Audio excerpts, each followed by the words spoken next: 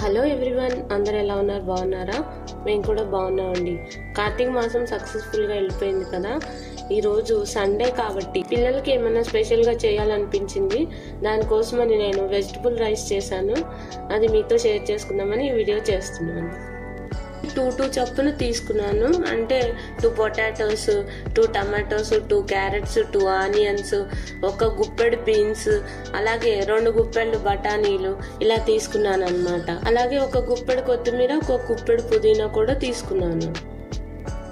నాకు అందుబాటులో ఉన్న మసాలా గ్రెయిన్స్ తీసుకున్నాను. అలాగే అల్లం వెల్లుల్లి పేస్ట్, అలాగే గరం మసాలా పౌడరు అవి కూడా తీసుకున్నాను.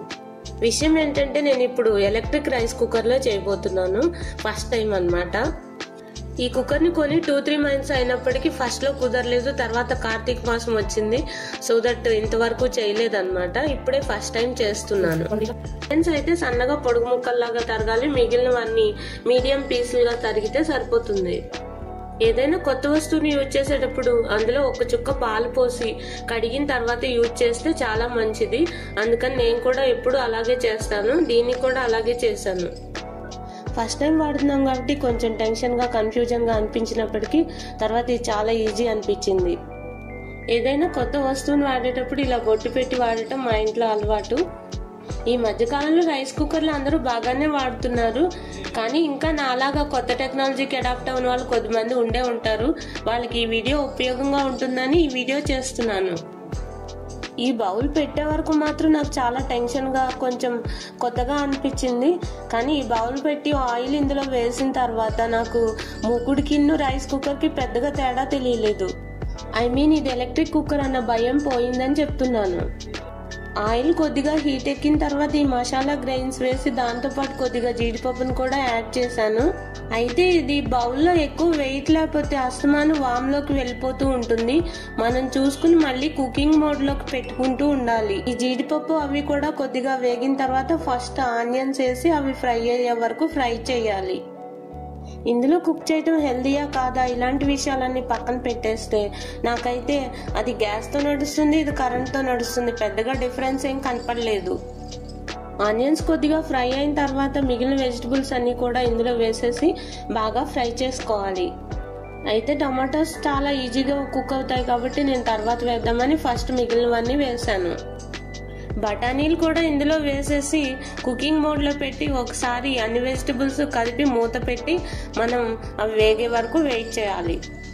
ఇంకా వెజిటబుల్ రైస్ గురించి సింపుల్గా చెప్పాలంటే ఇందులో అన్ని రకాల కూరలు వేస్తాం కాబట్టి విటమిన్స్, ఐరన్స్, ఫైబర్ వంటివి చాలా ఎక్కువ పోషకాలు ఇందులో లభిస్తాయి. అలాగే ఎక్కువ మసాలాలు కూడా వేయకుండా చాలా సింపుల్గా చేస్తాం కాబట్టి చాలా తేలిగ్గా జీర్ణం అవుతుంది. ఇది పిల్లల దగ్గర నుంచి పెద్దవాళ్ళ వరకు కూడా అందరికీ మంచి ఫుడ్ అని చెప్పచ్చు. ఇందులో రకరకాల కూరలు ఉండటం వల్ల ప్లేట్లో చూడగానే అట్రాక్టివ్గా కనపడుతుంది కాబట్టి ఇది చూడగానే తినాలనిపిస్తుంది.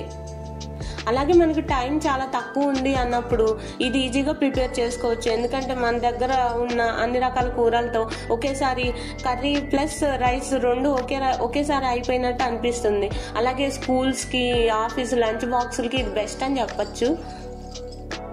ఇది ఆల్ ఇన్ వన్ అని చెప్పచ్చు. ఇందులో అన్ని రకాల పోషకాలు లభిస్తాయి. అంటే వెయిట్ లాస్ కోసం ట్రై చేసే వాళ్ళు కూడా ఇది బాగా ప్రిఫర్ చేస్తారు. ఎక్కువ వెజిటబుల్స్ వేసుకుని తక్కువ రైస్ వేసుకుని తింటారు వాళ్ళు. అలాగే ఆయిల్ కూడా చాలా తక్కువ పడుతుంది ఇందులో. పిల్లలకైతే దీన్ని టేస్టీగా తినడానికి ఇష్టపడతారు. అలాగే కొంతమంది పిల్లలు వెజిటబుల్స్ లైక్ చేయరు. ఇలా చేస్తే కనుక వాళ్ళు ఈజీగా తినేస్తారు. అలాగే బోర్ కూడా కొట్టకుండా ఉంటుంది. ప్రతిసారి మనం అన్నం, పప్పు, కూర అని అంటే పిల్లలు బోర్గా ఫీల్ అవుతారు కదా. ఇలా చేసి పెడితే వాళ్ళకి టేస్టీగాను కొత్తగాను అనిపిస్తుంది కాబట్టి ఈజీగా తినేస్తారు. నేను ఇందులో వెజిటబుల్స్ ఉడకటం కోసం కొద్దిగా సాల్ట్ వేసి ఆ తర్వాత మనం ఆయిల్ కొద్దిగానే యూజ్ చేసాం కదా, అందుకని 1 స్పూన్ గీ కూడా యాడ్ చేశాను. మధ్య మధ్యలో కదుపుతూ ఈ కూరలు కొద్దిగా వేగిన తర్వాత టమాటాలు కూడా ఇందులో యాడ్ చేసి అన్ని వేగేంత వరకు వేయించుకోవాలి. తర్వాత onion, garlic paste, pepper powder, అలాగే ధనియా పౌడర్, జీరా పౌడర్, గరం మసాలా పౌడర్ ఇవన్నీ కూడా ఒక్కొక్క 1/2 స్పూన్ చొప్పున ఇందులో యాడ్ చేశాను. అన్ని వెజిటబుల్స్ వేగిన తర్వాత ఇందులో కొత్తిమీర, పుదీనా కూడా యాడ్ చేసి ఒక 2 మినిట్స్ ఫ్రై చేశాను. ఎలాగూ ఈ రైస్ కుక్కర్తో నాకు 2 బౌల్స్ ఇచ్చారు. అందుకని ఎందుకైనా మంచిది ఒకవేళ ఈ కూరలు అడుగున ఫ్రై అయ్యి ఏమైనా అడుగంటిందో ఏమో నాకు తెలియలేదు. అందుకని నేను బౌల్ మార్చి వేరే బౌల్లో వాటర్ బాయిల్ చేశాను. అయితే మనం మామూలు రైస్ కుక్కర్లో కానీ లేదంటే విడిగా అన్నం వండేటప్పుడు కానీ 1:2 రేషియోలో వాటర్ తీసుకుంటాం కదా, అయితే దీనికి మాత్రం 1:3 రేషియోలో తీసుకోవాలని చెప్పారు. అయితే నాకు మాత్రం 3 కొంచెం ఎక్కువ అయ్యాయేమో అనిపించింది లాస్ట్లో. సో 2.5 తీసుకుంటే సరిపోతుంది. ఈ బౌల్స్ తో పాటు ఒక హోల్స్ ఉన్న ప్లేట్ కూడా ఇస్తారు. ఈ ప్లేట్ ఈ బౌల్లో అడుగున వేయాలట. నేను కూడా అలాగే వేసాను. తర్వాత ఈ నానబెట్టుకుని ఉంచుకున్న బియ్యాన్ని ఈ వాటర్ కొద్దిగా బాయిల్ అయిన తర్వాత అందులోకి వేసేసాను. రోజు ఈ ఎలక్ట్రిక్ రైస్ కుక్కరే వాడాలని కాదు, కానీ ఎప్పుడన్నా ఎమర్జెన్సీ పరిస్థితుల్లో మాత్రం ఇది బాగా ఉపయోగపడుతుంది.